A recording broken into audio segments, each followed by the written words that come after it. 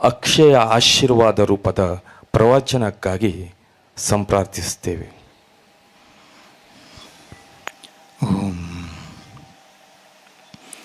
ಓಂ ಸದಾಶಿವಸಮಾರಂಭಾಂ ಶಂಕರಾಚಾರ್ಯಮಧ್ಯಮಾಂ ಅಸ್ಮದಾಚಾರ್ಯಪರ್ಯಂತಾಂ ವಂದೇ ಗುರುಪರಂಪರಾಂ.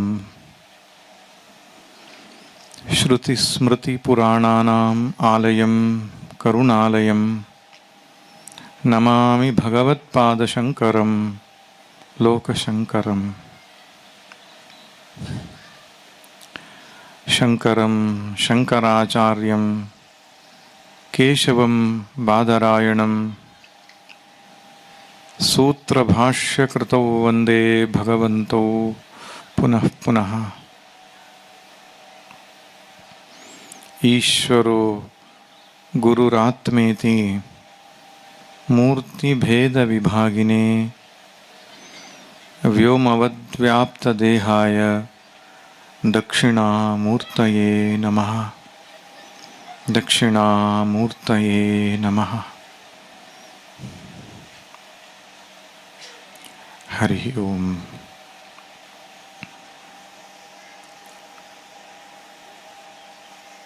ಇವತ್ತಿನ ಈ ಧರ್ಮ ಸಮಾವೇಶ ಕಾರ್ಯಕ್ರಮದ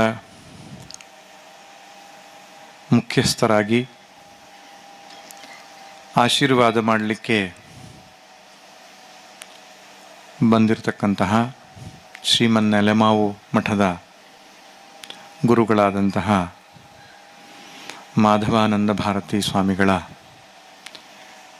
ಚರಣಕಮಲಕ್ಕೆ ವಂದಿಸುತ್ತಾ, ಬಟ್ಟೆ ವಿನಾಯಕನ ಸನ್ನಿಧಿ. ಬಟ್ಟೆ ಅಂದರೆ ದಾರಿ ಅಂತ ಅರ್ಥ. ದಾರಿ ತೋರಿಸುವ ವಿನಾಯಕ ಇವನು. ಲೌಕಿಕ ಪಥ ಮಾತ್ರ ಅಲ್ಲ, ಪಾರಮಾರ್ಥಿಕ ಪಥವನ್ನು ಕೂಡ ನಮಗೆ ತೋರಿಸಿ ಅಲ್ಲಿ ಬರುವ ವಿಘ್ನಗಳನ್ನೆಲ್ಲ ನಿವಾರಿಸುವ ವಿನಾಯಕನ ಸನ್ನಿಧಿಯಲ್ಲಿ ಈ ಒಂದು ಧರ್ಮ ಜಾಗೃತಿ ಸಭೆ ನಡೀತಾ ಇದೆ. ಬಹಳ ಸಂತೋಷ ಆಗ್ತದೆ ನನಗೆ. ಕೆಲವೊಂದು ಸಂಗತಿಗಳಿಂದ ಇವತ್ತು ಬಹಳ ಸಂತೋಷ ಆಗ್ತಾ ಇದೆ. ಒಂದು ಶ್ರದ್ಧಾಭಕ್ತಿಯಿಂದ ನೀವೆಲ್ಲ ಗುರುಗಳ ದರ್ಶನಕ್ಕೆ, ಅವರ ಆಶೀರ್ವಾದಕ್ಕಾಗಿ ಸೇರಿದ್ದೀರಿ. ಇದು ಬಹಳ ಮುಖ್ಯ. ನಮಗೆ ನಮ್ಮ ಮಾತಾ ಪಿತೃಗಳು ಹೇಗೆ ಜೀವನದಲ್ಲಿ ಮುಖ್ಯವೋ ಹಾಗೆ ಗುರುಗಳು ಕೂಡ ಅಷ್ಟೇ ಮುಖ್ಯ, ಅಥವಾ ಅದಕ್ಕಿಂತ ಹೆಚ್ಚು ಮುಖ್ಯ. ಯಥಾ ಮಾತೃಮಾನ್ ಪಿತೃಮಾನ್ ಆಚಾರ್ಯವಾನ್ ಭವತಿ. ಬೃಹದಾರಣ್ಯಕ ಉಪನಿಷತ್ತಲ್ಲಿ ಒಂದು ಕಡೆಗೆ ಯಾಜ್ಞವಲ್ಕ್ಯರು ಜನಕನಿಗೆ ಹೇಳ್ತಾರೆ, ಸರಿಯಾದ ತಾಯಿ ತಂದೆ ಮತ್ತು ಆಚಾರ್ಯನನ್ನು ಹೊಂದಿದಂತಹ ವ್ಯಕ್ತಿ ಹೇಗೆ ಮಾತಾಡಬೇಕು, ಹೇಗೆ ತಿಳ್ಕೊಂಡಿರಬೇಕು, ಹಾಗೆ ತಿಳ್ಕೊಂಡಿದ್ದೀಯಾ ನೀನು ಅಂತ. ಒಬ್ಬ ಮನುಷ್ಯನ ವ್ಯಕ್ತಿತ್ವ ನಿರ್ಮಾಣ ಮಾಡುವುದರಲ್ಲಿ 3 ಜನರ ಪಾತ್ರ ಬಹಳ ದೊಡ್ಡದು. ಒಂದು ತಾಯಿ, ಇನ್ನೊಂದು ತಂದೆ, 3ನೇದು ಆಚಾರ್ಯ.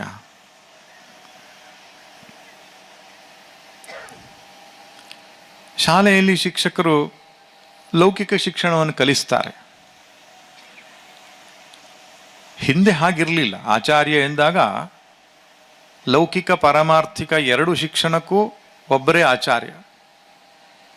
ಆಚಿನೋತಿ ಹಿ ಶಾಸ್ತ್ರಾಣಿ ಆಚಾರ್ಯ ಸ್ಥಾಪಯತ್ಯಪಿ ಸ್ವಯಂ ಆಚರತೆ ಯಸ್ಮಾತ್ ತಮಾಚಾರ್ಯಂ ಪ್ರಚಕ್ಷತೆ. ಶಾಸ್ತ್ರಗಳನ್ನು ಅಧ್ಯಯನ ಮಾಡಿ ಶಿಷ್ಯರಿಗೆ ಹೇಳಿಕೊಟ್ಟು ಸ್ವಯಂ ಆಚರಣೆ ಮಾಡುವವರಿಗೆ ಆಚಾರ್ಯ ಅಂತ ಕರೀತಾರೆ. ಗುರುಕುಲ ಪದ್ಧತಿಯಲ್ಲಿ ಹಾಗೆ ಇತ್ತು. ಲೌಕಿಕ, ವೈದಿಕ, ಪಾರಮಾರ್ಥಿಕ ಎಲ್ಲ ರೀತಿಯ ಶಿಕ್ಷಣಗಳನ್ನು ಒಬ್ಬರೇ ಗುರುಗಳು ಕೊಡ್ತಾ ಇದ್ರು. ಇವತ್ತಿನ ಶಿಕ್ಷಣದ ವ್ಯವಸ್ಥೆ ಹಾಗಿಲ್ಲ. ನಮಗೆ ಲೌಕಿಕ ಜೀವನೋಪಾಯಕ್ಕೆ ಒಂದು ವ್ಯವಸ್ಥೆ ಅಷ್ಟೇ ಅದು. ಅದೆಲ್ಲರೂ ಒಪ್ತಾರೆ. ಆದರೆ ಪಾರಮಾರ್ಥಿಕ ಪಥವನ್ನು ತೋರುವಂತಹ ಒಂದು ಪೀಠ ಅಂತ ಪರಂಪರೆಯಲ್ಲಿ ಹರಿದುಕೊಂಡು ಬಂದಂತಹ ವ್ಯವಸ್ಥೆ. ಆ ಪೀಠದಲ್ಲಿ ಕುಳಿತುಕೊಂಡಂತಹ ಗುರುಗಳು ಆ ಸಂಪ್ರದಾಯದ ವ್ಯವಸ್ಥೆಯನ್ನು ರಕ್ಷಣೆ ಮಾಡುವುದಕ್ಕಾಗಿರುವವರು. ಹೇಗೆ? ಆಚರಣೆ ಮತ್ತು ಉಪದೇಶದಿಂದ ರಕ್ಷಣೆಯನ್ನು ಮಾಡ್ತಾರೆ. ತಾವು ಸ್ವತಃ ಆಚರಣೆಯನ್ನು ಮಾಡಿ ಶಿಷ್ಯವೃಂದಕ್ಕೆ ಮಾರ್ಗದರ್ಶನವನ್ನು ಮಾಡುವುದರ ಮೂಲಕವಾಗಿ ಆ ಪರಂಪರೆಯ ವ್ಯವಸ್ಥೆಯನ್ನು ಕಾಪಾಡ್ತಾರೆ. ವೈದಿಕ ಧರ್ಮ ಅಂದ್ರೆ ಏನು?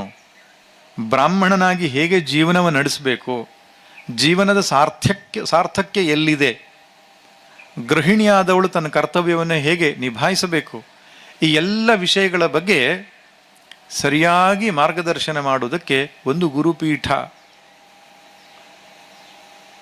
ತುಂಬ ವರ್ಷಗಳ ಕಾಲ ಇರಲಿಲ್ಲ ನೆಲಮಾವ ಮಠದಲ್ಲಿ. ಈಗ ನಿಮ್ಮೆಲ್ಲರ ಪುಣ್ಯದಿಂದ, ಭಗವದ್ ಅನುಗ್ರಹದಿಂದ, ಶ್ರೀ ಶ್ರೀ ಮಾಧವಾನಂದ ಭಾರತಿ ಸ್ವಾಮಿಗಳು ಶೃಂಗೇರಿ ಜಗದ್ಗುರುಗಳ ಅನುಗ್ರಹದಿಂದಲೇ ಪೀಠವನ್ನೇರಿದ್ದಾರೆ. ಅಂತಹ ಗುರುಗಳನ್ನು ನೀವೆಲ್ಲ ಸೇರಿ ಭಕ್ತಿಯಿಂದ ಬರಮಾಡಿಕೊಂಡಿದ್ದೀರಿ. ಅವರು ನಮ್ಮ ಗುರುಗಳು ಎನ್ನುವ ಅಭಿಮಾನವನ್ನು ಇಟ್ಟುಕೊಂಡಿದ್ದೀರಿ. ಆ ಅಭಿಮಾನ ಇನ್ನೂ ಬೆಳೆಯಬೇಕು. ನಮ್ಮ ತಾಯಿ, ನಮ್ಮ ತಂದೆ ಎನ್ನುವ ಅಭಿಮಾನ ಹೇಗಿರುತ್ತೋ, ನಮ್ಮ ಗುರುಗಳು ಎನ್ನುವ ಅಭಿಮಾನವೂ ಹಾಗೆ ಇರಬೇಕು. ಅವ್ರು ನಮ್ಮವರು ಅಂತ, ನಮ್ಮ ಕುಟುಂಬದ ಒಂದು ಅವಿಭಾಜ್ಯ ಅಂಗ ಅಂತ. ಹೇಗೆ ನಮ್ಮ ಮನೆಯಲ್ಲಿ ಒಂದು ಮನೆ ದೇವರು ಇರ್ತದಲ್ಲ, ಆ ಮನೆ ದೇವರು ನಮ್ಮ ಕುಟುಂಬದ ಅವಿಭಾಜ್ಯ ಅಂಗ ಇದ್ದ ಹಾಗೆ.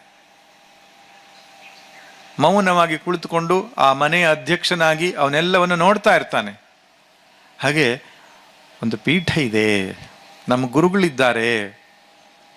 ಯಾವುದೇ ಶುಭ ಕಾರ್ಯವನ್ನು ಮಾಡುವಾಗ ಅಲ್ಲಿಗೆ ಹೋಗಿ ತೆಂಗಿನಕಾಯಿ ಇಟ್ಟು ಪ್ರಾರ್ಥನೆ ಮಾಡಿಕೊಂಡು ಆಶೀರ್ವಾದ ಮಾಡಿ ಅಂತ ಕೇಳಬೇಕು. ಅಕಸ್ಮಾತ್ ಹೋಗ್ಲಿಕ್ಕಾಗಲಿಲ್ಲ, ಆರಂಭದ ಯಾವುದೇ ಪೂಜೆಯಲ್ಲೂ ಕೂಡ ಗುರುಗಳನ್ನು ಸ್ಮರಣೆ ಮಾಡಬೇಕು. ಆವಾಗ ಒಂದು ತಾದಾತ್ಮ್ಯ ಬರ್ತದೆ, ಒಂದು ಸಂಬಂಧ ಬರ್ತದೆ. ಆ ಸಂಬಂಧದಿಂದ ಉಳಿದೆಲ್ಲವೂ ಘಟಿಸ್ತದೆ.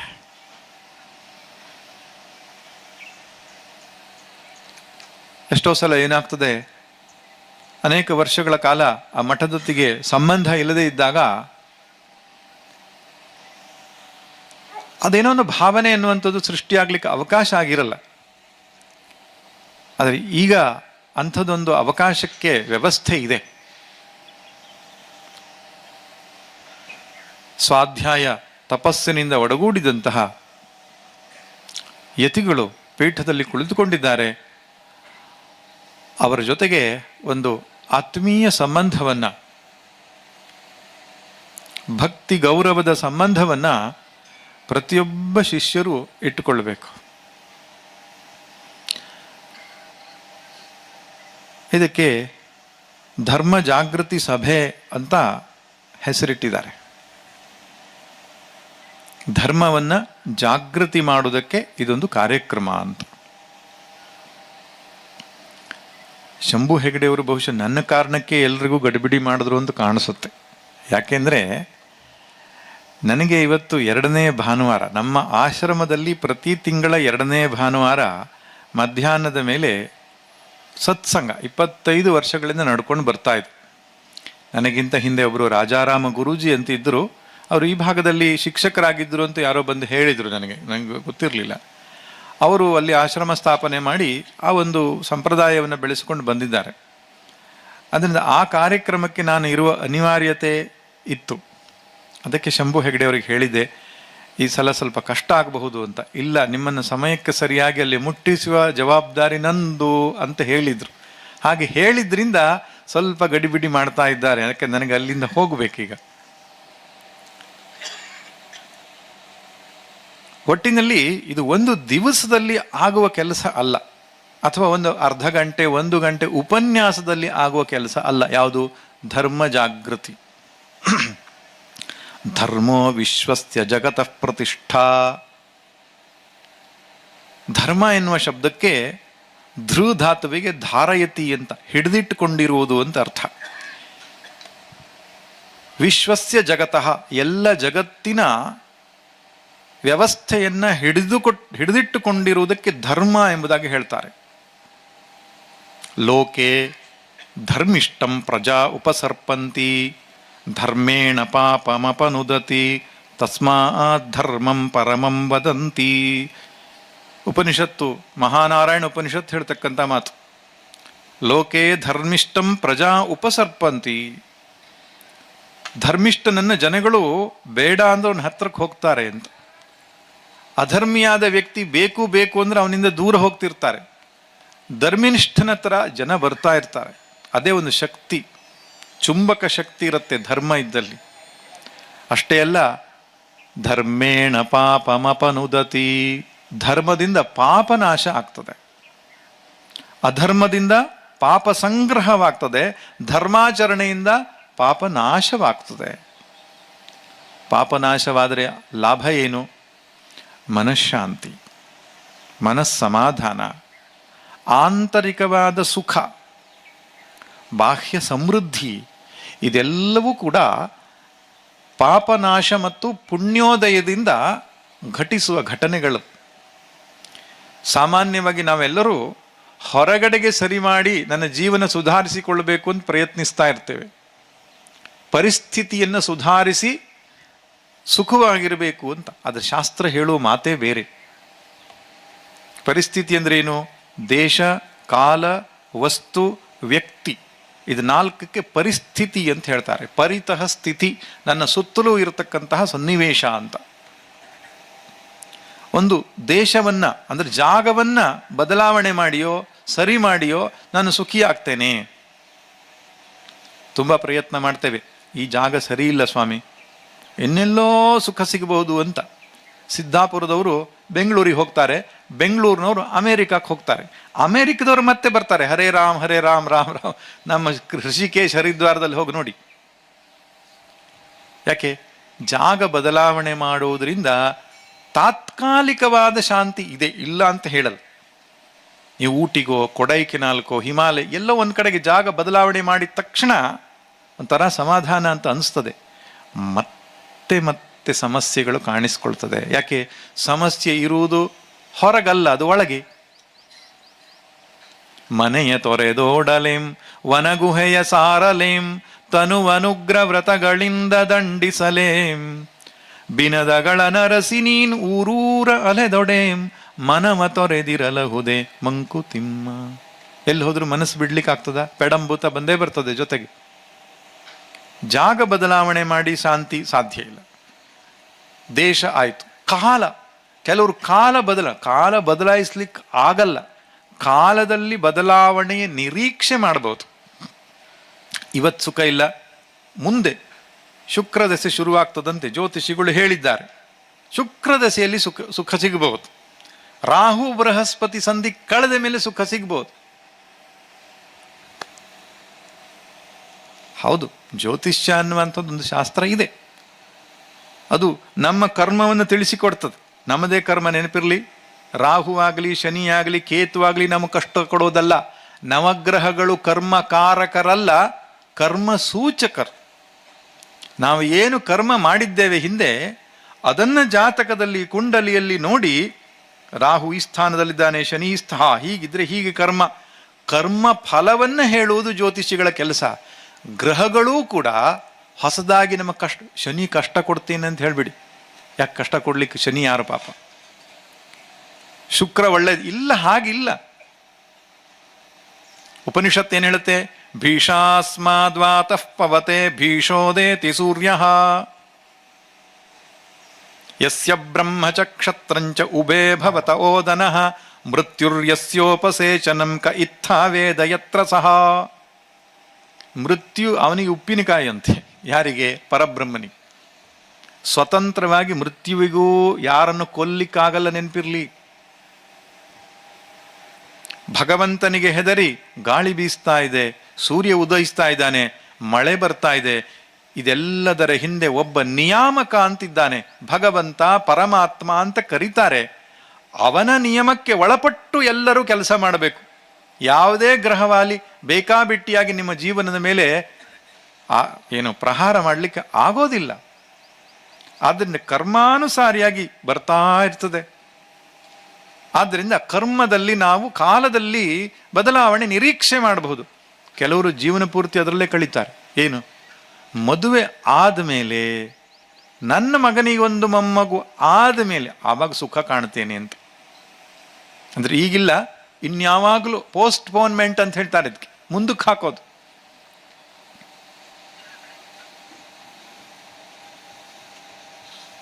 ಸೊಸೆ ಬಂದ ಮೇಲೆ ಎಲ್ಲ ಕೆಲಸ ಮಾಡ್ತಾಳೆ ಅವಳು, ಆರಾಮಾಗಿ ಕಾಲ ಮೇಲೆ ಕಾಲು ಹಾಕೊಂಡು ನಾನು ಕೂತ್ಕೊಂಡು ಸುಖ ಪಡಬಹುದು ಅಂತ ಕಾಲ ಬರ್ತದ? ಗೊತ್ತಿದೆ, ನಗಾಡ್ತಾರೆ ಕೆಲವರು. ಅಂದ್ರೆ ಕಾಲದಲ್ಲಿ ಬದಲಾವಣೆ ಮಾಡಿ ನಾವು ಸುಖ ನೋಡ್ಲಿಕ್ಕೆ ಆಗೋದಿಲ್ಲ. ಇನ್ನೊಂದು ವಸ್ತು ವ್ಯಕ್ತಿ, ಇನ್ನೆರಡು ಸಂಗತಿ ಉಂಟು. ಪರಿಸ್ಥಿತಿಯಲ್ಲಿ 4 ಸಂಗತಿ: ದೇಶ, ಕಾಲ, ವಸ್ತು, ವ್ಯಕ್ತಿ. ವ್ಯಕ್ತಿ ಬದಲಾವಣೆ ಮಾಡ್ಲಿಕ್ಕೆ ಪ್ರಯತ್ನಿಸ್ತೇವೆ. ಈ ವ್ಯಕ್ತಿ ಸರಿ ಇಲ್ಲ, ಇನ್ನೊಬ್ಬ ವ್ಯಕ್ತಿ. ಆ ವ್ಯಕ್ತಿ ಸರಿ ಇಲ್ಲ, ಮತ್ತೊಬ್ಬ ವ್ಯಕ್ತಿ. ವಿದೇಶದಲ್ಲೆಲ್ಲ ಇಂತಹ ಗಂಡಾಂತರಗಳು ಜಾಸ್ತಿ. ಗಂಡಾಂತರ ಅಂದ್ರೆ ಗೊತ್ತಾಯ್ತಲ್ಲ, ಡೈವರ್ಸ್ ಮಾಡೋದು ಮತ್ತೊಂದು ಮದುವೆ ಆಗೋದು, ಡೈವರ್ಸ್ ಮಾಡೋದು ಮತ್ತೊಂದು ಮದುವೆ ಆಗೋದು. ಅಲ್ಲಿ ಹೆಂಡತಿ ಗಂಡನಿಗೆ ಹೇಳ್ತಾಳಂತೆ, ನೋಡು ನಿನ್ನ ಮಕ್ಕಳು ನನ್ನ ಮಕ್ಕಳು ಸೇರಿ ನಮ್ಮ ಮಕ್ಕಳೊಂದಿಗೆ ಆಟ ಆಡ್ತಾ ಇದ್ದಾರೆ ಅಂತ. ಅಂದ್ರೆ ಬದಲಾವಣೆ ಮಾಡಿದ್ರೆ ಮಾತ್ರಕ್ಕೆ, ವ್ಯಕ್ತಿ ಬದಲಾವಣೆ ಮಾಡಿದ ಮಾತ್ರಕ್ಕೆ ಸುಖ ಸಿಗ್ತದೆ ಎನ್ನುವ ಗ್ಯಾರಂಟಿ ಇಲ್ಲ. ಸ್ವಲ್ಪ ಕಾಲ ಇವನು ಒಳ್ಳೆಯವನಾಗಿ ಕಾಣಿಸ್ತಾನೆ, ಆಮೇಲೆ ಗೊತ್ತಾಗತ್ತೆ ಆ ವ್ಯಕ್ತಿಗೂ ಈ ವ್ಯಕ್ತಿಗೂ ಏನೂ ವ್ಯತ್ಯಾಸ ಇಲ್ಲ.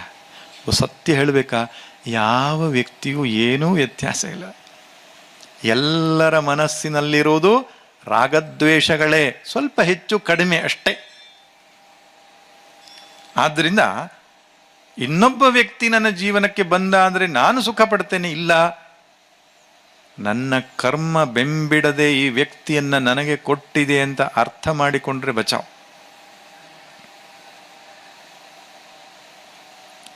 ಇನ್ನೊಂದು ದೊಡ್ಡ ಹೋರಾಟ ವಸ್ತುಗಳ ಬದಲಾವಣೆ ಮಾಡೋದು. ವಸ್ತುಗಳ ಬದಲಾವಣೆ ಅಂತ ಹೇಳಿದ್ರೇನು? ಹೊಸ ಹೊಸ ಗ್ಯಾಡ್ಜೆಟ್ಗಳು ಮಾರ್ಕೆಟಲ್ಲಿ ಬರ್ತಾ ಇವೆ. ಮೊದಲು ಫೋನ್ ಇಟ್ಕೊಂಡು ಹಿಂಗೆ ತೀರಿಸ್ಬೇಕಿತ್ತು, ಆಮೇಲೆ ಸಣ್ಣ ಫೋನ್ ಬಂತು, ಆಂಡ್ರಾಯ್ಡ್ ಫೋನ್ ಬಂತು, ಅದರಲ್ಲೇ ಬೇರೆ ಬೇರೆ ವರ್ಷನ್ಗಳು ಬರ್ತಾ ಇವೆ. ಯಾಕೆ? ಮನುಷ್ಯ ಸುಖವಾಗಿರಲಿ ಅಂತ ಪಾಪ ಕಂಪನಿಗಳಿಗೆಲ್ಲ ನಮ್ಮ ವೀಕ್ನೆಸ್ ಗೊತ್ತಿದೆ.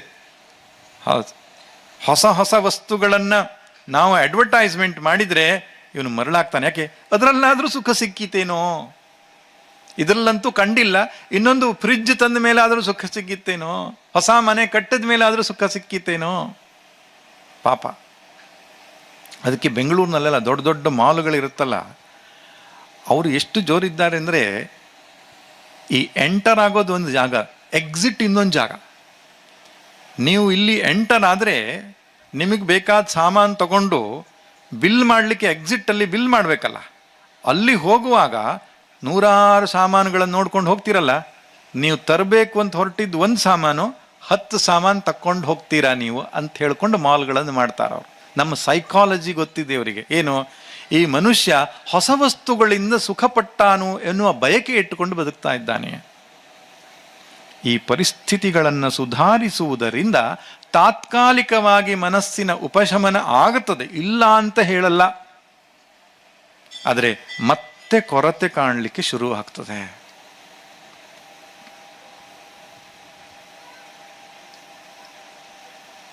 ಕೊರತೆಯೊಂದನು ನೆನೆದು ಮರಳಿ ಧರೆಯೆಲ್ಲವನ್ನು ಶಪಿಸಿ ಮನದಿ ನರಕವ ನಿಲ್ಲಿಸಿ ನರುಳುವುದು ಬದುಕೇನೋ. ಹಾಗಾದರೆ ಯಾವುದರಿಂದ ಸುಖ ಶಾಂತಿ ಸಿಗ್ತದೆ? ಶಾಸ್ತ್ರ ಹೇಳುತ್ತೆ, ಧರ್ಮದಿಂದ, ಧರ್ಮದ ಜೀವನದಿಂದ. Dharma is directly proportional to happiness. ಇಂಗ್ಲಿಷ್ನಲ್ಲಿ ನಮ್ಮ ವಿಜ್ಞಾನದ ಭಾಷೆ ಡೈರೆಕ್ಟ್ಲಿ ಪ್ರಪೋರ್ಷನಲ್, ಇನ್ವರ್ಸ್ಲಿ ಪ್ರಪೋರ್ಷನಲ್ ಅಂತ. ಡೈರೆಕ್ಟ್ಲಿ ಪ್ರಪೋರ್ಷನಲ್ ಅಂತ ಹೇಳಿದರೆ ಧರ್ಮ ಜಾಸ್ತಿ ಆದಷ್ಟು ಸುಖ ವೃದ್ಧಿ ಆಗ್ತದೆ, ಅಧರ್ಮ ಜಾಸ್ತಿ ಆದಷ್ಟು ಸುಖ ಕ್ಷೀಣಿಸ್ತದೆ, ದುಃಖ ವೃದ್ಧಿ ಆಗ್ತದೆ. ಹಿರಿಯರು ಕಂಡುಕೊಂಡ ಸತ್ಯ ಇದು. ಅದಕ್ಕೇನು ಹೇಳಿದರು? ಸ್ನಾನಂ ಸಂಧ್ಯಾ ಜಪಃ ಹೋಮಃ ದೇವತಾನಾಂಚ ಪೂಜನಂ ಆತಿಥ್ಯಂ ವೈಶ್ವದೇವಂಚ ಷಟ್ಕರ್ಮಾಣಿ ದಿನೇ ದಿನೇ. ಈ 6 ಕರ್ಮಗಳನ್ನು ನಿತ್ಯ ಮಾಡಬೇಕಪ್ಪ ಅಂತ ಹೇಳಿದರು. ಯಾಕ್ರಿ? ಏನು ಫಲ ಸಿಗ್ತದೆ? ಫಸ್ಟ್ ಕೇಳೋದೇ ನಾವು ಅದಲ್ಲ, ಫಲ ಸಿಗ್ತದೆ, ಏನು ಲಾಭ? ಅದಕ್ಕೆ ವಿಶೇಷವಾದ ಫಲ ಹೇಳಿಲ್ಲ, ಅದಕ್ಕೆ ನಿತ್ಯ ಕರ್ಮ ಅಂತ ಹೇಳಿದರು. ಮಾಡುವುದರಿಂದ ವಿಶೇಷವಾದ ಫಲ ಏನು ಇಲ್ಲ, ಮಾಡದೆ ಇದ್ರೆ ಪ್ರತ್ಯವಾಯ ದೋಷ ಬರ್ತದೆ ಅಂತ. ಇದು ಮೀಮಾಂಸಕರ ಮತ. ವೇದಾಂತಿಗಳ ಮತ ಸಂಧ್ಯಾವಂದನೆ ಮುಂತಾದ ನಿತ್ಯ ಕರ್ಮಗಳನ್ನು ಮಾಡುವುದರಿಂದ ಪಾಪಕ್ಷಯವಾಗ್ತದೆ.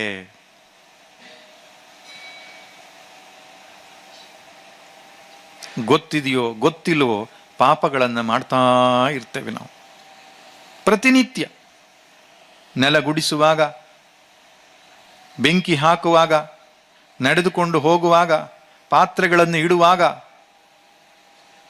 ಸೂನ ಅಂತ ಕರೀತಾರೆ. ಅದಕ್ಕೆ ಪಂಚಸೂನಗಳನ್ನು ಪ್ರಾಚೀನರು ಉದಾಹರಿಸಿದ್ದಾರೆ. ಆದರೆ ಅಂತಹ ಪಾಪಗಳು ನಡೀತಾ ಇರ್ತದೆ. ಇನ್ನೊಬ್ಬರ ಮನಸ್ಸಿಗೆ ನೋಯಿಸ್ತೇವೆ, ಮಾಡಬಾರದನ್ನು ಮಾಡುತ್ತೇವೆ. ಇದರಿಂದ ಏನು ಪಾಪಗಳು ಅಂತ ಉಂಟಾಗ್ತದೆ, ಅದೇ ದುಃಖಕ್ಕೆ ಕಾರಣ. ಯಾರ ಹೃದಯದಲ್ಲಿ ಪುಣ್ಯ ಇದೆಯೋ, ಅಂತಃಕರಣ ಶುದ್ಧವಾಗಿದೆಯೋ, ಅವನಿಗೆ ಬೇಡ ಅಂತ ಹೇಳಿದ್ರೂ ಸುಖ ಆಗ್ತದೆ. ಜನ್ಮ 1000 ಬರಲಿ ಕಷ್ಟವದರಿಂದೇನು, ಕಷ್ಟ 1000 ಬರಲಿ ನಷ್ಟ ನಿನಗೇನು, ಬ್ರಹ್ಮ ಹೃದಯದಿ ನಿಲ್ಲೆ ಮಾಯೇಂ ಗೈದೊಡೆಂ, ಇಮ್ಮಿದಳ ಸರಸವದು ಮಂಕುತಿಮ್ಮ.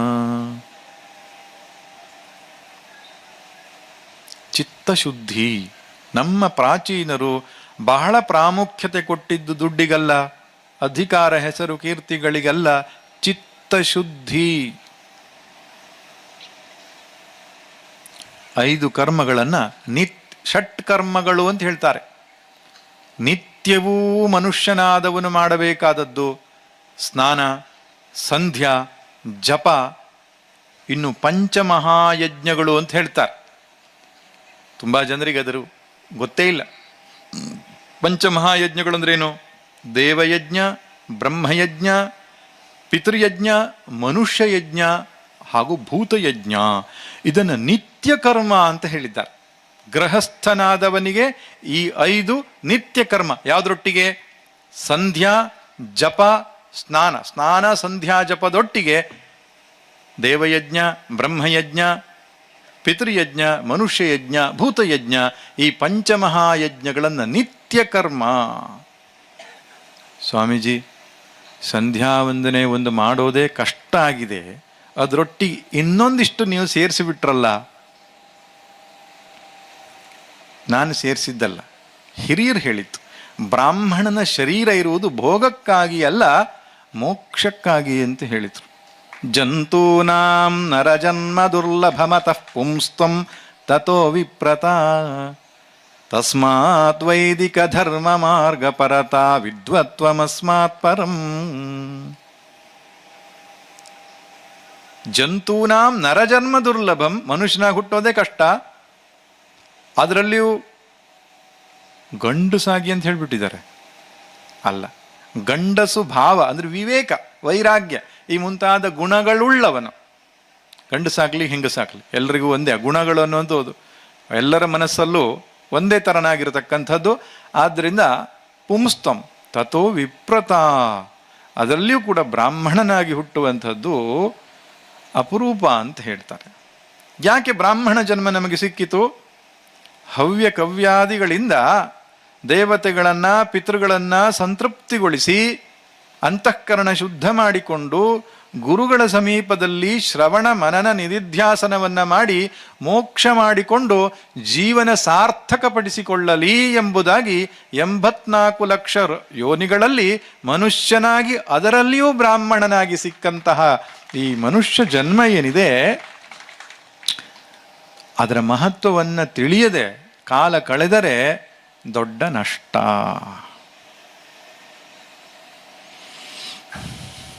ನಾವು ಹೊಗಳ್ಕೊಳ್ತೇವೆ, ನಾವು ಹವ್ಯಕರು, ನಮ್ಮಲ್ಲಿ ಸಂಸ್ಕೃತಿ ವಿಶೇಷವಾಗಿದೆ, ನಾವು ಎಲ್ಲ ಬೇರೆಯವರಿಗಿಂತ ಭಿನ್ನ, ಎಲ್ಲವೂ ಸರಿ. ಅಂದರೆ ಯಾವ ಉದ್ದೇಶದಿಂದ ಅಹಿಚ್ಛತ್ರದಿಂದ ಹವ್ಯಕರು ಇಲ್ಲಿಗೆ ಕರೆಸಿಕೊಂಡನೋ ಮಯೂರವರ್ಮನೆಂಬ ರಾಜ, ಉತ್ತಮವಾದ ಶ್ರೇಷ್ಠವಾದಂತಹ ವೈದಿಕ ಬ್ರಾಹ್ಮಣರಿವರು, ಇವರು ನಮ್ಮ ಊರಿಗೆ ಬರಬೇಕು, ಆ ವೈದಿಕ ಪರಂಪರೆ ರಕ್ಷಣೆಯಾಗಬೇಕು ಅಂತ ಕರೆಸಿಕೊಂಡ. ನಂತರ ಏನಾಯಿತು? ಹಕಾರೋ ಹಳ್ಳಿವಾಸಾಯ, ವಕಾರೋ ವೀಳ್ಯಭಕ್ಷಣಂ, ಯಕಾರೋ ಯಕ್ಷಗಾನಾಯ, ಕಕಾರೋ ಕಕ್ಷಿದಾರಾಯ ಇತಿ ಹವ್ಯಕ ಉಚ್ಚತೆ ಅಂತ ಯಾರೋ ಹವ್ಯಕರೇ ತಮಾಷೆ ಮಾಡ್ತಾ ಇದ್ರು. ಚಪ್ಪಾಳೆ ತಟ್ಬಿಡಿ. ಕಕಾರೋ ಕಕ್ಷಿದಾರಾಯ ಇದೆ ಇದರಲ್ಲಿ. ಕೃಷಿ ಮಾಡ್ತೇವೆ ಸರಿ, ಹಳ್ಳಿಯಲ್ಲಿ ನೆಲೆಸ್ತೇವೆ ಸರಿ, ವೈದಿಕ ಕರ್ಮಾನುಷ್ಠಾನಗಳಲ್ಲಿ ನಾವು ನಿರತರಾಗಿದ್ದೇವಾ? ಬ್ರಾಹ್ಮಣ್ಯವನ್ನು ಉಳಿಸಿಕೊಂಡಿದ್ದೇವಾ? ಬ್ರಾಹ್ಮಣ ಜನ್ಮತಃ ಆಗಿರಬಹುದು, ಬ್ರಾಹ್ಮಣ್ಯ ಇದೆಯಾ ಅಂತ. ಬ್ರಾಹ್ಮಣ್ಯ ಅಂದ್ರೇನು? ಬ್ರಾಹ್ಮಣನಲ್ಲಿ ಇರಬೇಕಾದ ಗುಣಕ್ಕೆ ಬ್ರಾಹ್ಮಣ್ಯ ಅಂತ ಹೇಳ್ತಾರೆ. ಬ್ರಾಹ್ಮಣಸ್ಯ ಭಾವ.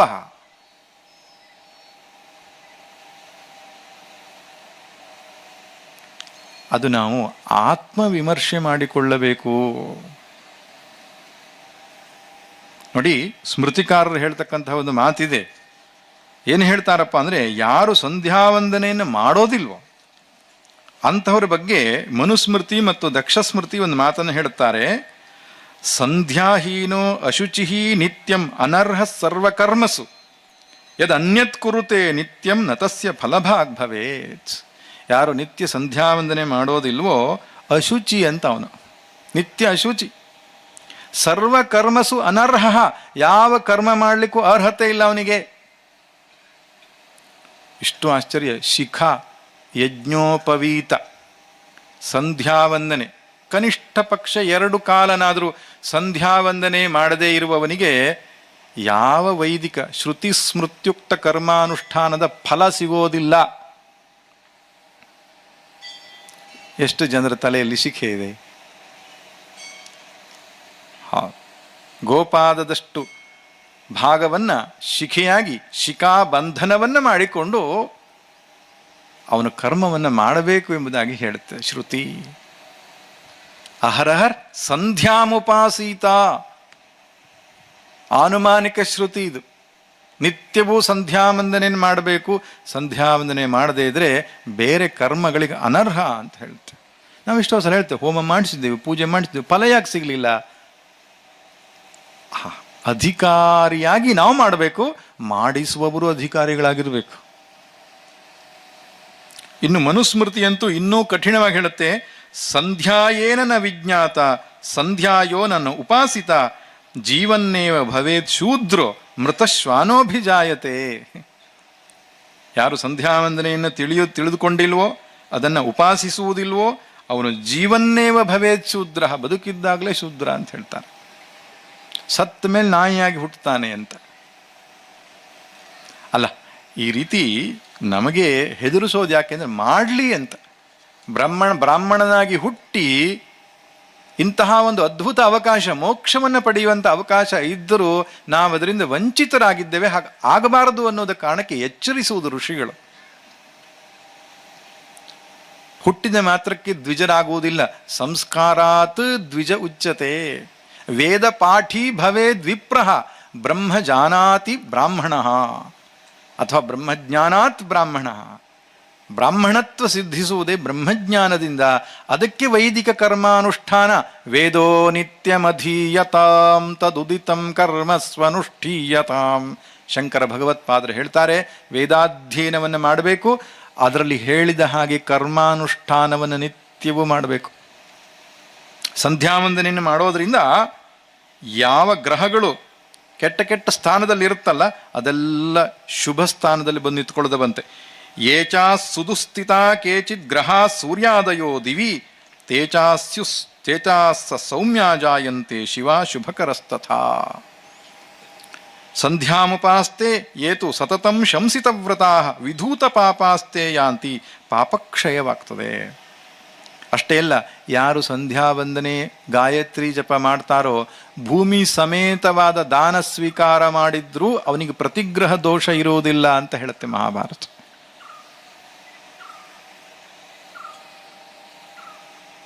3 ಹೊತ್ತು ಸಂಧ್ಯಾಕಾಲದಲ್ಲಿ ಮಾಡತಕ್ಕಂತಹ ಒಂದು ನಿತ್ಯ ಕರ್ಮ ಅದು. ಸಂಧೌ ಭವ ಸಂಧಿಯಲ್ಲಿ ಉಂಟಾಗುವಂತಹ ಒಂದು ಶಕ್ತಿ, ಸಂಧ್ಯಾಕಾಲದಲ್ಲಿ ಒಂದು ವಿಶೇಷವಾದ ಶಕ್ತಿ ಆವಿರ್ಭಾವ ಆಗ್ತದೆ. ಆ ಸಂದರ್ಭದಲ್ಲಿ ಭಗವಂತನನ್ನು ಧ್ಯಾನಿಸುವುದಕ್ಕೆ ಸಂಧ್ಯಾಪಾಸನೆ ಅಂತ ಹೇಳ್ತಾರೆ. ಸಂಧ್ಯಾ ವಂದನೆ ಅಂತ ನಂತರ ಬಂದ ಹೆಸರು, ಸಂಧ್ಯೋಪಾಸನೆ ಅಂತ ಹೇಳಬೇಕು. ಅದಕ್ಕೆ ಉಪಾಸನೆ ಅಂದರೆ ಮೆಡಿಟೇಷನ್ ಅಂತ ಅರ್ಥ. ಪ್ರಾತಃ ಕಾಲೇ ಪ್ರಾತಃ ಸಂಧ್ಯಾಮುಪಾಸಿಷ್ಯೇ. ಕರ್ಮ ಬೇರೆ, ಉಪಾಸನೆ ಬೇರೆ. ಇದನ್ನೆಲ್ಲ ವಿಶ್ಲೇಷಣೆ ಮಾಡ್ತಾ ಸುಮಾರು ಹೊತ್ತು ಆಗ್ತದೆ. ಆದರೆ ವಿಷಯವನ್ನು ಸ್ಪರ್ಶ ಮಾಡೋಣ ಅಂತ ನಾನು ಮಾತಾಡ್ತಿದ್ದೇನೆ. ಗುರುಗಳು ಇದ್ದಾರೆ. ಗುರುಗಳನ್ನು ಇವತ್ತು ನೀವು ಕರೆಸಿ ಕಾರ್ಯಕ್ರಮ ಮುಗಿಸಬಾರ್ದು, ಮತ್ತೆ ಮತ್ತೆ ಕರಿಬೇಕು. ಒಂದು 3 ದಿನ 4 ದಿನ ಅವ್ರನ್ನ ಉಳಿಸ್ಕೊಳ್ಬೇಕು. ಪ್ರತಿಯೊಂದು ಕರ್ಮಾನುಷ್ಠಾನದ ಬಗ್ಗೆಯೂ ಚರ್ಚೆ ಆಗಬೇಕು. ಸಂಧ್ಯೆಯನ್ನು ಸರಿಯಾಗಿ ಮಾಡೋದು ಹೇಗೆ, ಔಪಾಸನೆಯನ್ನು ಮಾಡೋದು ಹೇಗೆ, ಅಗ್ನಿಹೋತ್ರವನ್ನು ಮಾಡೋದು ಹೇಗೆ. ಅಗ್ನಿಹೋತ್ರದ ಅರ್ಥವೇ ಬೇರೆ ಆಗಿದೆ ಇವಾಗ. ಔಪಾಸನೆ ಅಂದ್ರೆ ಏನು ಅಂತಾನೆ ಗೊತ್ತಿಲ್ಲ ಜನರಿಗೆ. ವೈಶ್ವದೇವ, ಬಲಿ ವೈಶ್ವದೇವ, ಅದನ್ನು ಮಾಡದೆ ಊಟ ಮಾಡಬಾರದು ಅಂತಿದೆ ಶಾಸ್ತ್ರದಲ್ಲಿ. ಅಂತಹ ಅನ್ನ ಪಾಪವಾಗ್ತದೆ ಅಂತ. ವೈಶ್ವದೇವ ಹಿಂದೆಲ್ಲ ಮಾಡ್ತಾ ಇದ್ರು, ನಮ್ಮಜ್ಜ ಎಲ್ಲ ಮಾಡ್ತಿದ್ದದ್ದು ನಾವು ನೋಡಿದ್ದೆವು. ಆದರೆ ಎಷ್ಟೋ ಜನರ ಮನೆಯಲ್ಲಿ ನಡೀತಾ ಇಲ್ಲ. ಲೌಕಿಕ ಅಗ್ನಿಯಲ್ಲಿ ಅಂದರೆ ಒಲೆ ಇರ್ತದಲ್ಲ, ಅದರಲ್ಲಿಯೇ ಆಹಾರ ಬೇಯಿಸ್ಕೊಳ್ತೇವಲ್ಲ, ಅದೇ ಒಲೆಯಲ್ಲಿಯೇ ಆಹಾರವನ್ನು ನಾವು ಏನು ಬೇಯಿಸ್ಕೊಳ್ತೇವೋ ಅದನ್ನೇ ದೇವತೆಗಳಿಗೆ ಹವಿಸ್ಸಿನ ರೂಪದಲ್ಲಿ ಕೊಡ್ತಕ್ಕಂಥ ಒಂದು ಸಣ್ಣ ಒಂದು ಹೋಮ ಅದು ವೈಶ್ವದೇವ ಅಂತ ಹೇಳ್ತಾರೆ. ಅದೇ ಆಹಾರದಿಂದ ಅಲ್ಲಿ ಬಲಿಹರಣವನ್ನು ಮಾಡಿ ಅದನ್ನೇ ಹೊರಗಡೆ ಇರತಕ್ಕಂತಹ ಪ್ರಾಣಿ ಪಕ್ಷಿಗಳಿಗೆ, ಕಾಕ ಮುಂತಾದಂತಹ ಪಕ್ಷಿಗಳಿಗೆ ಕೊಡ್ತಕ್ಕಂಥದ್ದು ಬಲಿ ಅಂತ ಕರೀತಾರೆ. ಇನ್ನು ಔಪಾಸನ ಅಂತ ಒಂದಿದೆ. ಪ್ರಾತಃ ಮತ್ತು ಸಾಯಂಕಾಲ ಸಂಧ್ಯಾಕಾಲದಲ್ಲಿ 2 ಆಹುತಿ ಕೊಡ್ತಕ್ಕಂಥದ್ದು. ಅಗ್ನಿಹೋತ್ರಕ್ಕೆ ಯಾರಿಗೆ ಸಾಧ್ಯ ಇಲ್ಲವೋ ಅಂಥವರು ಔಪಾಸನೆಯನ್ನು ಮಾಡಬಹುದು ಅಂತ. ಸಮಿತ್ತಿನಲ್ಲಿ ಅಗ್ನಿ ಆರೋಪಣವನ್ನು ಮಾಡಿಕೊಂಡು ಸ್ವಲ್ಪ ಕಾಲ ಮಾಡಲಿಕ್ಕೆ ಆಗದಿದ್ರೂ ಸುಲಭವಾಗಿರತಕ್ಕಂತಹ ಒಂದು ವ್ಯವಸ್ಥೆ, ಅದು ನಿತ್ಯ ಕರ್ಮ.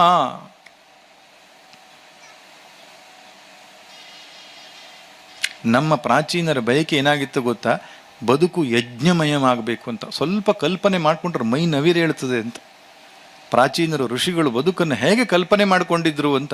ಮನುಷ್ಯನಾಗಿ ಹುಟ್ಟಿದ ಮೇಲೆ ಮೋಕ್ಷ ಪಡಿಲಿಕ್ಕೇ ಬೇಕು ಅವನು ಅನ್ನುವಂತಹ ದೃಷ್ಟಿಕೋನ ಇಟ್ಟುಕೊಂಡು ಜೀವನವನ್ನು ರೂಪಿಸಿದ್ರು. ಅದಕ್ಕೆ ಸಂಸ್ಕೃತಿ ಅಂತ ಕರೀತಾರೆ. It is not A life style. ನಮ್ಮ ಭಾರತೀಯರದ್ದು ಲೈಫ್ ಸ್ಟೈಲ್ ಅಲ್ಲ, ಸಂಸ್ಕೃತಿ ಅದು. ಸಂಸ್ಕೃತಿ ಅಂದ್ರೆ ಏನು? ಚೆನ್ನಾಗಿ ಮಾಡಲ್ಪಟ್ಟಿದ್ದು. ಈ ರೀತಿ ಬದುಕಿದರೆ ಆತ್ಯಂತಿಕ ಶಾಂತಿ ಖಂಡಿತವಾಗಿ ಪ್ರಾಪ್ತಿಯಾಗತ್ತೆ ಅಂತ ಅವರು ಕಂಡುಕೊಂಡಿದ್ರು. ಅಷ್ಟು ಕಂಡುಕೊಂಡ ಮೇಲೂ ಪುನಃ ಪುನಃ ಹೇಳಿದ ಮೇಲೂ ಮತ್ತೆ ಈ ವಿದೇಶಿಯರ ಜೀವನ ಶೈಲಿ ನಾವು ಅನುಸರಿಸ್ತೇವೆ ಅಂದರೆ ನಮ್ಮಷ್ಟು ದೊಡ್ಡ ಮೂರ್ಖರು ಇನ್ಯಾರಿಲ್ಲ. ಯಾಕೆ? ನಮ್ಮ ಗ್ರಂಥಗಳನ್ನು ನಾವು ಓದಲೇ ಇಲ್ಲ, ಅದಕ್ಕೆ ಆಗಿರೋದು ಸಮಸ್ಯೆ. ವಿದೇಶಿಯರು ಇಂಗ್ಲಿಷ್ ಮಾಧ್ಯಮದ ಮೂಲಕ ಏನೋ ಒಂದು ಹೇಳ್ಕೊಟ್ರು, ಫಿಸಿಕ್ಸು, ಕೆಮಿಸ್ಟ್ರಿ, ಮ್ಯಾಥಮೆಟಿಕ್ಸು, ಅದೆಲ್ಲ ಕಲ್ತ್ಕೊಂಡೆವು, ಅದೇ ಪರಮಾರ್ಥ, ಅದೇ ಸತ್ಯ ಅಂತ. ವೇದದ ಪುಸ್ತಕ ತೆಗೆದು ನೋಡಲೇ ಇಲ್ಲ. ವೇದ ಏನಾದರೂ ಓದಿದ್ದಿದ್ರೆ ಪೌರೋಹಿತ್ಯಕ್ಕೆ ಅಂತ ಭಾವಿಸಿಕೊಂಡೇ ಹೊರತು ಅರ್ಥ ಚಿಂತನೆ ಮಾಡಲೇ ಇಲ್ಲ. ಭಗವದ್ಗೀತೆ ಗೊತ್ತೇ ಇಲ್ಲ. ಸ್ವಶಾಖೋಪನಿಷತ್ ಗೀತಾ ವಿಷ್ಣೋರ್ನಾಮ ಸಹಸ್ರಕಂ ರುದ್ರಂ ಪುರುಷ ಸೂಕ್ತಂಚ ನಿತ್ಯಂ ಆವರ್ತಯೇದ್ ಗೃಹೀ ಎಂಬುದಾಗಿ ಹೇಳ್ತಾರೆ. ನಮ್ಮ ಶಾಖೆಗೆ ಸೇರಿದ ಒಂದು ಉಪನಿಷತ್ತು, ತೈತ್ತಿರೀಯ ಕೃಷ್ಣ ಯಜುರ್ವೇದ ಶಾಖೆಗೆ ಸೇರಿದ ಭೃಗುವಲ್ಲಿ, ಶಿಕ್ಷಾವಲಿ, ಬ್ರಹ್ಮಾನಂದವಲ್ಲಿ, ನಾರಾಯಣ ಮಹಾನಾರಾಯಣ ಉಪನಿಷತ್ತು. ಇದು ಸ್ವಶಾಖೆಯ ಉಪನಿಷತ್ತು. ಅದು ಒಂದನ್ನಾದರೂ ಹೇಳಬೇಕಂತೆ ನಿತ್ಯ. ಭಗವದ್ಗೀತೆಯ 1 ಅಧ್ಯಾಯವನ್ನಾದರೂ ಪಠಿಸಬೇಕು. ವಿಷ್ಣೋರ್ನಾಮ ಸಹಸ್ರಕಂ, ವಿಷ್ಣು ಸಹಸ್ರನಾಮವನ್ನು ನಿತ್ಯವೂ ಪಠಿಸಬೇಕು. ರುದ್ರಂ ಪುರುಷ ಸೂಕ್ತಂಚ, ರುದ್ರವನ್ನ ಪುರುಷ ಸೂಕ್ತವನ್ನ ನಿತ್ಯವೂ ಗೃಹಸ್ಥನಾದವನು ಆವರ್ತನೆ ಮಾಡಬೇಕು ಅಂತ. ಅದನ್ನ ಬ್ರಹ್ಮಯಜ್ಞದ ಬದಲಾಗಿ ಕೊಟ್ಟಿದ್ದಾರೆ. ಬ್ರಹ್ಮಯಜ್ಞ ಅನ್ನತಕ್ಕಂಥ ಒಂದು ನಿತ್ಯ ಕರ್ಮ ಇದೆ. ನಾವೇನು ವೇದಾಧ್ಯಯನವನ್ನು ಮಾಡಿಕೊಂಡು ಬರ್ತೇವೋ ನಿತ್ಯವೂ ಅದನ್ನು ಉಪಸ್ಥಿತಿಯಲ್ಲಿ ಇಟ್ಟುಕೊಳ್ಳುವುದಕ್ಕಾಗಿ, ನಮ್ಮ ಲಕ್ಷ್ಯವನ್ನು ಮತ್ತೆ ಮತ್ತೆ ನೆನಪಿಸುವುದಕ್ಕಾಗಿ ಸಂಧ್ಯಾವಂದನೆ ಆದ ಮೇಲೆ ಮಾಡತಕ್ಕಂತಹ ಕರ್ಮ ಬ್ರಹ್ಮಯಜ್ಞ ಅಂತ. ಋಷಿಗಳ ಋಣವನ್ನು ತೀರಿಸುವುದಕ್ಕಾಗಿ ಮಾಡುವಂತಹ ಋಷಿಯಜ್ಞ ಎಂಬುದಾಗಿಯೂ ಕರೆಯಲ್ಪಡ್ತಕ್ಕಂಥದ್ದು. ಸ್ವಶಾಖೆಯ ವೇದವನ್ನು ಅಧ್ಯಯನ ಮಾಡಬೇಕು. ನಮ್ಮ ಮಕ್ಕಳನ್ನು ವೇದಾಧ್ಯಯನಕ್ಕೆ ಕಳಿಸೋದಿಲ್ಲ ನಾವು. ಯಾಕೆ? ಹೆಣ್ಣು ಕೊಡೋದಿಲ್ಲ ಅಂತ.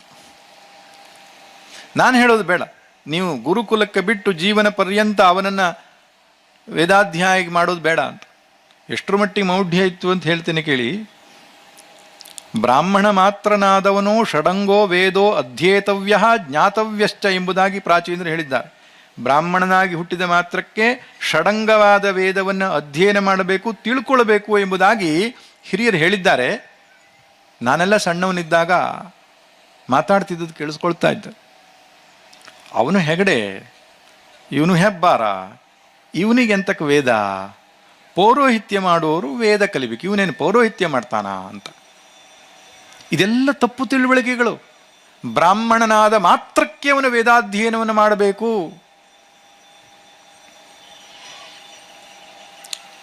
ಆದ್ದರಿಂದ ಹೀಗೆ ಅನೇಕ ಸಂಗತಿಗಳು ನಮ್ಮ ಶಾಸ್ತ್ರಗಳಲ್ಲಿ ಕೊಟ್ಟಿದ್ದಾರೆ. ಅದೆಲ್ಲ ಸಂಕ್ಷಿಪ್ತವಾದಂತಹ ಅವಧಿಯಲ್ಲಿ ನಮಗೆ ನೋಡಲಿಕ್ಕೆ ಆಗಲ್ಲ. ಆದರೆ ಬದುಕು ಯಜ್ಞಮಯವಾಗಬೇಕು ಎನ್ನುವುದೇ ಸನಾತನ ಧರ್ಮದ ಮೂಲ ಸಂದೇಶ ಎಂಬುದು ಮನಸ್ಸಲ್ಲಿದ್ದರೂ ಸಾಕು. ಸಹಯಜ್ಞಾ ಪ್ರಜಾ ಸೃಷ್ಟ ಪುರೋವಾಚ ಪ್ರಜಾಪತಿ ಅನೇನ ಪ್ರಸವಿಷ್ಯಧ್ವಂ ಏಷವೋಸ್ತ್ವಿಷ್ಟಕಾಮಧುಕ್. ಸೃಷ್ಟಿಯನ್ನು ಆದ ಮೇಲೆ ದೇವತೆಗಳನ್ನು ಮನುಷ್ಯರನ್ನೆಲ್ಲ ಕರೆದುಬಿಟ್ಟು ಪ್ರಜಾಪತಿ ಬ್ರಹ್ಮ ಹೇಳ್ತಾನೆ, ಯಜ್ಞದಿಂದ ಜೀವನ ನಡೆಸಿರಿ ಅಂತ. ಇಷ್ಟಕಾಮಧುಕ್, ಯಜ್ಞವನ್ನು ನೀವು ಮಾಡ್ತಾ ಹೋಗಿ, ನಿಮ್ಗೆ ಬೇಕಾದ್ದೆಲ್ಲ ಬರುತ್ತೆ ಅಂತ. ಇದರ ಬಗ್ಗೆ ಶ್ರದ್ಧೆಯಾದ ನಂಬಿಕೆ ಬೇಕು ನಮಗೆ.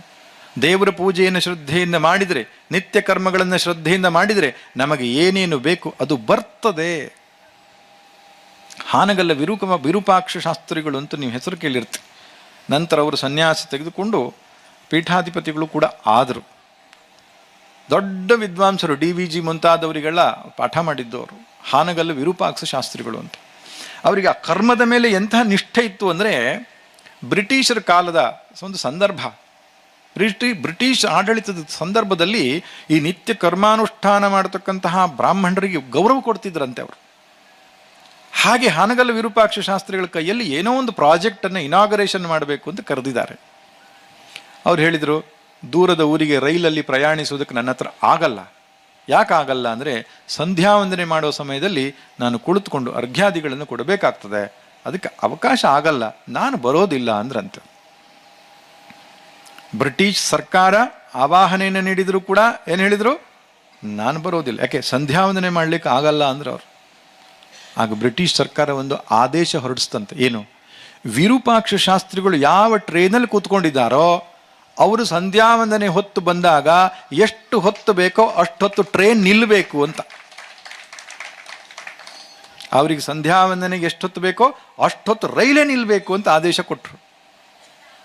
ನಾವು ಕರ್ಮದಲ್ಲಿ ಅಟೂಟ್ ಅಂದರೆ ದೃಢವಾಗಿ ನಿಂತರೆ ಯಾರೂ ನಮಗೆ ಅಗೌರವ ಕೊಡುವ ಪ್ರಶ್ನೆ ಇಲ್ಲ ಸ್ವಾಮಿ. ಯಾಕೆ ಉಳಿದವರು ನಮ್ಮನ್ನು ತಮಾಷೆ ಮಾಡ್ತಾರೆ ಅಂದರೆ, ಹೋಟೆಲ್ಗಳಿಗೆ ಹೋಗಿ ತಿನ್ನುವಂಥದ್ದು, ಹೊರಗಡೆಗಳಿಗೆ ಎಲ್ಲರ ಜೊತೆ ತಿನ್ನುವಂಥದ್ದು, ಆಹಾರದಲ್ಲಿ ಶುದ್ಧಿ ಇಲ್ಲ, ವ್ಯವಹಾರದಲ್ಲಿ ಶುದ್ಧಿ ಇಲ್ಲ. ನಾನು ಹೇಳೋದು, ಬೇರೆಯವರ ಜೊತೆ ಪ್ರೀತಿಯ ಒಡನಾಟ ಇರಲಿ, ಎಲ್ಲರವನ್ನು ಸಮಾನವಾಗಿ ನೋಡಬೇಕಾದದ್ದು, ಎಲ್ಲರಿಗೂ ಗೌರವ ಕೊಡಬೇಕಾದದ್ದು ಬಹಳ ಅದು ಧಾರ್ಮಿಕವಾದಂತಹ ವ್ಯವಸ್ಥೆ. ಶ್ರೀರಾಮಚಂದ್ರನೇ ಇಡೀ ಸಮಾಜವನ್ನು ಪ್ರೀತಿಸ್ತಿದ್ದ. ಆದರೆ ನಮ್ಮ ನಿಯಮಗಳೇನು, ನಮ್ಮ ಶುದ್ಧಿಗಳೇನು, ಅದನ್ನು ನಾವು ಕಾಪಾಡಿಕೊಳ್ಳದೇ ಇದ್ದರೆ ಇನ್ನೊಬ್ಬರ ಅಗೌರವಕ್ಕೆ ಕಾರಣ ಆಗ್ತೇವೆ. ನಾವು ನಮ್ಮನ್ನು ಸುಲಭವಾಗಿ ಹಗುರವಾಗಿ ಬೇರೆಯವರು ಮಾತಾಡಲಿಕ್ಕೆ ನಾವೇ ಅವಕಾಶ ಕೊಡ್ತೇವೆ. ನಾನು ಹೇಳಿದ ವಿಷಯ ಅರ್ಥ ಆಯಿತು ಅಂತ ಭಾವಿಸಿಕೊಳ್ತೇನೆ. ಆದ್ದರಿಂದ ಇಂಥ ಅನೇಕ ಸಂಗತಿಗಳಿದೆ ನಮ್ಮ ಜೀವನದಲ್ಲಿ ನಾವು ತಿದ್ದುಕೊಳ್ತಕ್ಕಂಥದ್ದು. ದೈವ ಪೂಜೆಯ ವಿಷಯ ಇರಬಹುದು, ನಿತ್ಯ ಕರ್ಮಗಳ ವಿಷಯ ಇರಬಹುದು, ಪಂಚಮಹಾಯಜ್ಞಗಳಿರ್ಬೋದು, ಭಗವದ್ಗೀತೆ ಇರ್ಬೋದು, ಶಂಕರ ಭಗವತ್ಪಾದರ ಅನೇಕ ಸಾಧನಾ ಮಾರ್ಗಕ್ಕೆ ಸಂಬಂಧಪಟ್ಟ ಗ್ರಂಥಗಳಿರ್ಬೋದು. ಅವೆಲ್ಲವನ್ನು ಕೂಡ ವಿಶ್ಲೇಷಣೆ ಮಾಡಲಿಕ್ಕೆ ನಿಮಗೆ ಗುರುಗಳಿದ್ದಾರೆ. ಇವಾಗ ನಿಮ್ಮ ಮನೆಯಲ್ಲಿ ನಿಮ್ಮ ಕುಟುಂಬದ ಹಿರಿಯರಾಗಿ, ಜ್ಯೇಷ್ಠನಾಗಿ, ಶ್ರೇಷ್ಠನಾಗಿ ಹೇಗೆ ಕುಲದೇವತೆ ಅಂತಿರ್ತದೋ ಹಾಗೆ ಕುಲಗುರುಗಳಿದ್ದಾರೆ. ಅವರನ್ನು ಆವಾಗ ದರ್ಶಿಸಬೇಕು, ಅವರ ಬಾಯಿಂದ ಉಪದೇಶ ತಗೊಳ್ಬೇಕು. ನಮ್ಮಲ್ಲಿ ಒಂದು ಯೋಚನೆ ಏನಪ್ಪ ಅಂದರೆ, ಮಂತ್ರಾಕ್ಷತೆ ತೆಗೆದುಕೊಂಡ್ಬಿಟ್ರೆ ಎಲ್ಲ ಆಯಿತು ಅಂತ. ಖಂಡಿತ ಹೌದು, ಅವರ ಕೈಯಿಂದ ಅನುಗ್ರಹೀತವಾದ ಅಕ್ಷತೆಗೆ ಬಹಳ ಶಕ್ತಿ ಇದೆ. ಆದರೆ ಅವರ ಉಪದೇಶಾಕ್ಷತೆಯನ್ನು ತಲೆ ಮೇಲೆ ಬೀಳಿಸ್ಕೊಳ್ಬೇಕು, ತಲೆ ಒಳಗೆ ಹೋಗಬೇಕದು. ಮತ್ತೆ ಮತ್ತೆ ಶ್ರವಣ ಮಾಡಿ ಅವರು ಇರುವುದೇ ನಿಮ್ಮನ್ನು ಸನ್ಮಾರ್ಗಕ್ಕೆ ತರುವುದಕ್ಕಾಗಿ ಗುರುಪೀಠ. ಆದ್ದರಿಂದ ಅವರ ಉಪದೇಶವನ್ನು ದೀರ್ಘಕಾಲ ಕೇಳಿ ಜೀವನದಲ್ಲಿ ಅನುಷ್ಠಾನಕ್ಕೆ ತಂದುಕೊಂಡು ಬದುಕು ಸಾರ್ಥಕ ಮಾಡಿಕೊಳ್ಳೋಣ ಅಂತ ಹೇಳ್ತಾ, ಇಂತಹ ಸುಂದರವಾದಂತಹ ಸಭೆಗೆ ನನ್ನನ್ನು ಕರೆದ್ರು, ನನ್ನ ವಿಷಯ ಆಗಿ ತುಂಬ ಹೇಳಿದರು. ಅಂಥದ್ದೇನಿಲ್ಲ. ನಿಜವಾಗಿ ನಾನೊಬ್ಬ ವಿದ್ಯಾರ್ಥಿ, ವೇದಾಂತದ ವಿದ್ಯಾರ್ಥಿ, ಸಾಧನೆ ಪಥದಲ್ಲಿದ್ದೇನೆ. ಆದ್ದರಿಂದ ನಮ್ಮ ಭಾರತೀಯ ಸಂಸ್ಕೃತಿ ದಿವ್ಯವಾದದ್ದು, ಭವ್ಯವಾದದ್ದು. ಇದು ಮತ್ತೆ ಉಚ್ಛ್ರಾಯ ಸ್ಥಿತಿಗೆ ಬರಬೇಕು, ಮತ್ತೆ ಆ ಪ್ರಾಚೀನ ಭಾರತ ಮರಳಬೇಕು ಎಂಬುದಾಗಿ ಒಂದು ಕನಸು. ಅದಕ್ಕೆ ಕಾರಣ ಇಷ್ಟೇ, ನಮ್ಮದು ಎನ್ನುವ ಕಾರಣಕ್ಕಲ್ಲ, ಅದರಲ್ಲೇ ಶ್ರೇಯಸ್ಸಿದೆ ಎನ್ನುವ ಕಾರಣಕ್ಕೆ. ಏತದ್ದೇಶ ಪ್ರಸೂತಸ್ಯ ಸಕಾಶಾತ್ ಅಗ್ರಜನ್ಮನಃ ಸ್ವಂ ಸ್ವಂ ಚರಿತ್ರಂ ಶಿಕ್ಷೇರಂ ಪೃಥಿವ್ಯಾಂ ಸರ್ವಮಾನವಾಹ. ಸ್ಮೃತಿ ಹೇಳುತ್ತೆ, ಈ ದೇಶದಲ್ಲಿ ಹುಟ್ಟಿದಂತಹ ಜ್ಞಾನಿಗಳಿಂದ ಜಗತ್ತಿನ ಎಲ್ಲ ಜನರು ಸಂಸ್ಕಾರ ಕಲ್ತ್ಕೊಂಡ್ರು ಅಂತ. ಬಟ್ಟೆ ಉಡೋದು ಹೇಗೆ, ತಲೆ ಬಾಚೋದು ಹೇಗೆ, ಕೂತ್ಕೊಳ್ಳೋದು ಹೇಗೆ, ಆಹಾರ ಬೇಯಿಸೋದು ಹೇಗೆ ಎಲ್ಲ ಹೇಳಿಕೊಟ್ಟದ್ದು ನಮ್ಮ ದೇಶದವರೇ, ಬೇರೆಯವರಿಗೆ. ಅಂತಹ ಭವ್ಯ ಸಂಸ್ಕೃತಿಯನ್ನು ಹೊಂದಿದಂಥ ನಾವು ಅವರಿಂದ ಏನು ಎರವಲಾಗಿ ಪಡೆಯುವಂಥದ್ದು? ಒಂದು ವಸ್ತ್ರ ಸಂಹಿತೆಯನ್ನು, ನಾವು ದೇವಸ್ಥಾನಕ್ಕೆ ಬರ್ತೇವೆ, ಗುರುಗಳ ಸನ್ನಿಧಿಗೆ ಬರ್ತೇವೆ, ವಸ್ತ್ರ ಸಂಹಿತೆಯನ್ನು ನಾವು ಅನುಸರಿಸುವುದಿಲ್ಲ ಅಂದರೆ ಎಷ್ಟು ಅಜ್ಞಾನ ಇರಬಹುದು. ಮಹಿಳೆ ಯಾವ ಬಟ್ಟೆಯನ್ನು ಧರಿಸಬೇಕು, ಪುರುಷ ಯಾವ ಬಟ್ಟೆಯನ್ನು ಧರಿಸಬೇಕು, ತಿಲಕ ಧಾರಣೆ ಮುಂತಾದವುಗಳನ್ನು ಮಾಡತಕ್ಕಂಥದ್ದು, ಶಿಖಾ ಮುಂತಾದವುಗಳನ್ನು ಬಿಟ್ಟು ನಮ್ಮ ಸ್ವಾಭಿಮಾನವನ್ನು ನಾವು ಯಾಕೆ ಬಿಡಬೇಕು? ನೀವು ಅನ್ಯಮತೀಯರಿಂದ ಕಲ್ತ್ಕೊಳ್ಳುವಂತಹ ಸಂಗತಿ ಇದೆ. ಅವನು ಟೋಪಿಯನ್ನು ಗಡ್ಡವನ್ನು ಬಿಡಲಿಕ್ಕೆ ಯಾವ ಮುಲಾಜನ್ನು ತೋರಿಸಲ್ಲ. ಯಾಕೆ? ಸ್ವಾಭಿಮಾನ ಇದೆ ಅವನಿಗೆ ತನ್ನ ಧರ್ಮದ ಬಗ್ಗೆ. ನಾವು ಯಾಕೆ ಸ್ವಾಭಿಮಾನ ಕಳೆದುಕೊಳ್ಬೇಕು? ನಮ್ಮ ಮಕ್ಕಳು ಶಿಖೆ ಹಾಕಲಿ, ಭಸ್ಮ ಧಾರಣೆ ಮಾಡಲಿ, ನಿತ್ಯ ಸಂಧ್ಯಾ ವಂದನೆ ಮಾಡಿಕೊಂಡು ಶಾಲೆಗೆ ಹೋಗಲಿ, ಶಾಲೆಗೆ ಹೋಗ್ತಾ ವೇದಾಧ್ಯಯನ ಮಾಡಲಿ, ಲೌಕಿಕ ಶಿಕ್ಷಣದಲ್ಲಿಯೂ ಉನ್ನತ ಸ್ಥಾನ ಪಡೆಯಲಿ, ವೈದಿಕ ಶಿಕ್ಷಣದಲ್ಲಿಯೂ ಸಂಸ್ಕೃತದಲ್ಲಿಯೂ ಕೂಡ ಬಹಳ ಎತ್ತರದ ಸ್ಥಾನ ಪಡೆದುಕೊಳ್ಳತಕ್ಕಂತಹ ಆಧುನಿಕ ಯುಗದ ವೈದಿಕ ವ್ಯಕ್ತಿಯಾಗಿ ಹೊರಹೊಮ್ಮಬೇಕು. ಅಂತಹ ಕೆಲಸ ನಮ್ಮ ಹತ್ರ ಮಾಡಲಿಕ್ಕೆ ಸಾಧ್ಯ ಇದೆ. ಆ ನಿಟ್ಟಿನಲ್ಲಿ ಆ ದೃಷ್ಟಿಕೋನ ಇಟ್ಟುಕೊಂಡು ಎಲ್ಲರೂ ಪ್ರಯತ್ನ ಮಾಡೋಣ. ಇನ್ನೊಂದು ವಿಷಯ ನಾನು ಹೇಳಬೇಕು. ನಿಮ್ಮ ಎದುರಿಗೆ ಒಬ್ಬರು ರಂಗೋಲಿ ಹಾಕಿದ್ದಾರೆ, ಬಹಳ ಸುಂದರವಾಗಿ ರಂಗೋಲಿ ಹಾಕಿದ್ದಾರೆ. ಯಾರದು ಹಾಕಿರ್ತಕ್ಕಂಥದ್ದು? ಅವರಿಗೆ ಭಗವಂತನ ಆಶೀರ್ವಾದ ಇರಲಿ. ಬಹಳ ಸಮಯವನ್ನು ತೆಗೆದುಕೊಂಡು ಸುಂದರವಾದ ರಂಗವಲ್ಲಿಯನ್ನು ಬಿಡಿಸಿದ್ದಾರೆ. ಅದರಿಂದ ಅಂತಹ ಕಲೆ ನಮ್ಮಲ್ಲಿ ತುಂಬಿಕೊಂಡಿದೆ. ಸ್ವಲ್ಪ ಅದಕ್ಕೊಂದು ರೂಪುರೇಷೆ ಕೊಟ್ಟರೆ ಆಯಿತು, ಅಷ್ಟೇ, ಎಲ್ಲ ಸರಿ ಹೋಗ್ತದೆ. ಆದ್ದರಿಂದ ಗುರುಗಳ ಉಪನ್ಯಾಸ, ಆಶೀರ್ವಚನ ತಾವು ಕೇಳಲಿಕ್ಕಿದ್ದೀರಿ. ನನಗೆ ಬಹುಶಃ ಹೊರಡುವ ಸಮಯ ಆಗಿದೆ ಅಂತ ಭಾವಿಸ್ತೇನೆ. ಇನ್ನೊಮ್ಮೆ ಭೇಟಿಯಾಗೋಣ. ಗುರುಗಳ ಸತ್ಸಂಗಗಳು ಇಲ್ಲಿ ನಡೀತಾ ಇರುತ್ತೆಲ್ಲ, ಆವಾಗ ನಾನು ಬರ್ತೇನೆ, ಜೊತೆಗೆ ಸೇರಿಕೊಳ್ತೇನೆ. ಮತ್ತೆ ನಾವು ಭೇಟಿಯಾಗೋಣ. ಎಲ್ಲರಿಗೂ ಮಂಗಳವಾಗಲಿ, ಶುಭವಾಗಲಿ ಅಂತ ಹಾರೈಸ್ತಾ, ಸರ್ವೇ ಭವಂತು ಸುಖಿನಃ, ಸರ್ವೇ ಸಂತು ನಿರಾಮಯಾಃ, ಸರ್ವೇ ಭದ್ರಾಣಿ ಪಶ್ಯಂತು, ಮಾ ಕಶ್ಚಿತ್ ದುಃಖ ಭಾಗ್ ಭವೇತ್. ಓಂ ಶಾಂತಿ ಶಾಂತಿ ಶಾಂತಿ.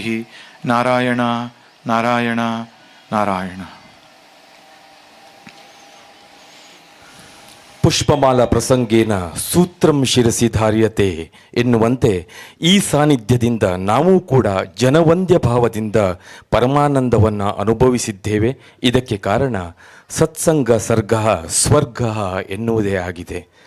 ಸರ್ವಂ ಕಲ್ವಿದಂ ಬ್ರಹ್ಮ ಎನ್ನುವಂತೆ ಒಂದೇ ತೂಕದ ಪ್ರೀತಿಯನ್ನು ನೀಡುತ್ತಾ ಆನಂದ ಘನಸ್ವರೂಪಿಯ ಸಾಧು ವಚನದ ಕೃಪೆಯಿಂದ ಜನ್ಮದ ಸಾರ್ಥಕ ಕ್ಷಣವನ್ನು ನಾವು ಅನುಭವಿಸಿದ್ದೇವೆ. ಇದಕ್ಕಾಗಿ ನಾವೆಲ್ಲ ಒಮ್ಮೆ ಭಕ್ತಿಪೂರ್ವಕ ಚಪ್ಪಾಳೆಯ ಮೂಲಕ ಪರಮ ಪೂಜ್ಯ ಶ್ರೀ ಶ್ರೀ ಬ್ರಹ್ಮಾನಂದ ಭಾರತಿ ಸ್ವಾಮಿಗಳನ್ನು ಮತ್ತೊಮ್ಮೆ ಶಿರಸ ನಮಿಸಿ ಅವರನ್ನು ಈ ವೇದಿಕೆಯಿಂದ ಭಕ್ತಿಪೂರ್ವಕವಾಗಿ ಬೀಳ್ಕೊಡೋಣ.